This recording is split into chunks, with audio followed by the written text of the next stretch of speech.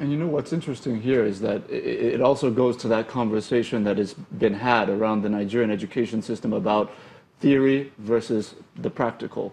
And obviously, you bringing this practical application of knowledge to these young girls has enabled them to do what they've done. What do you think can be done to kind of further that, conversation, rather, or put it into action for institutionalized education to embrace practical knowledge as opposed to theory, which is what we usually see? I think this is going to move a lot of educational institutes to understand and believe that we have gone way beyond maths and English and theory. The things you teach with your hands are always going to be there. So I advise for this institute to embrace this, give it a chance. The government, for example, the government of Anambra State has been willing to support this program. And from yesterday, the Vice President, what he said, he is supporting already. He is also willing to encourage other private sectors and government institutes to support this. So we have gone beyond writing theories. We need to start thinking of solutions to our problem, and that is hands-on. We need to start thinking about technology. How do we leverage on technology to solve our own African problem? One of the things we've heard recently from the Vice President is about this idea of proliferating certain technologies to enable e-classrooms. Yeah. Is that something that you think your initiative could potentially key into, for example, so that, for example, you wouldn't have to go around the country physically to teach some of these skills and knowledge sets, but could do it potentially via e-classroom technology? Sure, this is a perfect way to reach out to so many people. You cannot be everywhere at the same time. So e-learning is something that we are looking for, looking towards working with the government to make this happen, especially in STEM education. We don't have to be at every place. Also training the trainers, see how everybody gets to learn this and how they can, implement in the classroom. But e-learning is actually the key to reach a wider network. Well, if there's anything, I know that I'm very happy that you're being celebrated this morning, because one of the things that we also fall short of doing in the country is that we don't even celebrate the people who make us proud. We're very happy to talk about problems, but when we see solution providers, we don't celebrate them as much as we talk about the problems. Just, wondering, what's next for you? You said you're going back to the creeks. You've talked about receiving support from the state government, the Anambra state government, and also the federal government as well. How do you think this is going to enhance your work? Right now, I think it's going to enhance my work because, one, like I said, I'm going to reach a broader network. It's also going to encourage a lot of entrepreneurs, to come into the field. And that is going to also help me because they will understand there is actually something good in this, Then working with different schools is going to make you reach wider network, more girls, more talents to be provided. So it's also going to give you credibility, going to work with. Pardon me, how do you make money from this? Do you get paid by the schools or?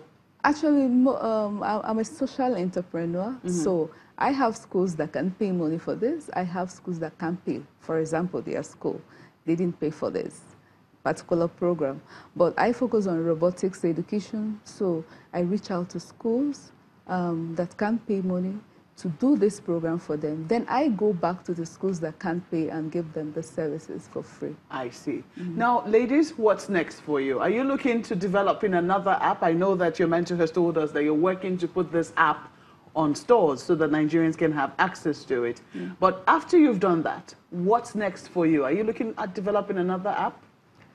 The next thing we are looking at is finding more girls around. We are not just the only people that can be doing this.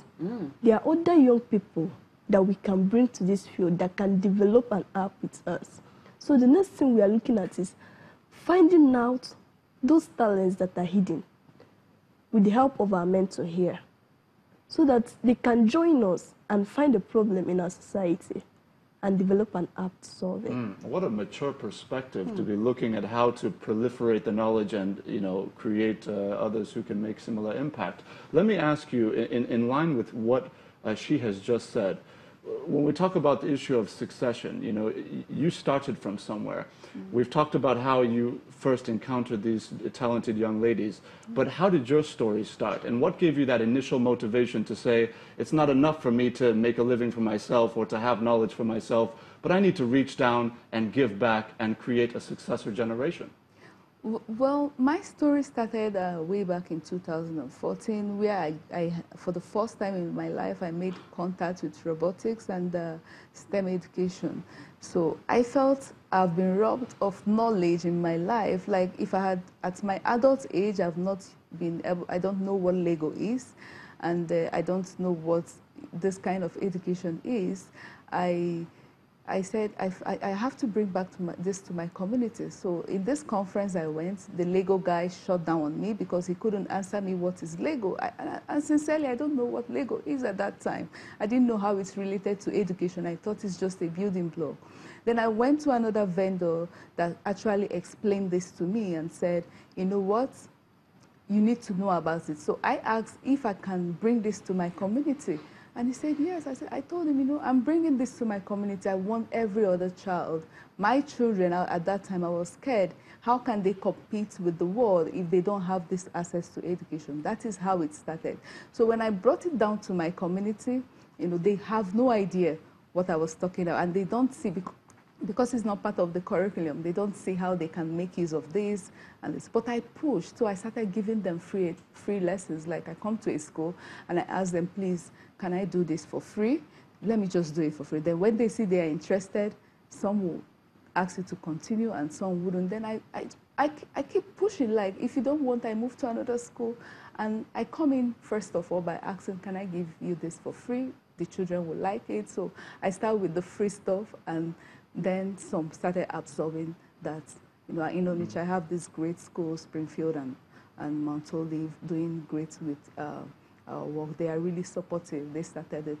And other schools that I go to. So I was not looking at the money I'm going to make at that time.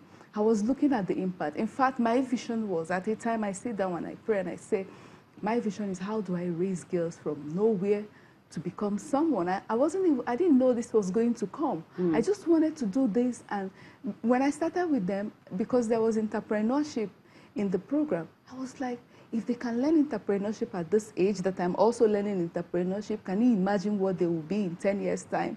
So I was so eager to go and teach them about this and entrepreneurship. Well, we must commend your tenacity, and we have to commend also your foresight, you know, and also what you're doing with this young ladies. We have to thank you for coming on Sunrise Early this morning and sharing your stories with us. I really do wish we had a little more time, but I can tell you that you're a real breath of fresh air in our studios this morning. Absolutely. We have to thank you, our mentor Uchenna Onwamegbu Ugu, who is the CEO of EduFund Technic Hub. She's been a mentor to these girls.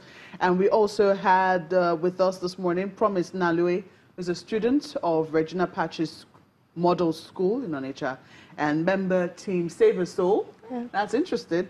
And we also had Jessica Osita, student of Regina Patch's Model Secondary School Onitsha, and also member of Team Save a Soul as well. So we're looking forward to seeing whether the girls who think you're a big girl have joined your team very soon. But thank you so much for coming on Sunrise Early and sharing your story. We wish you all the best, all the very, very best. And we must say again that we're very, very proud of you. Thank you so much.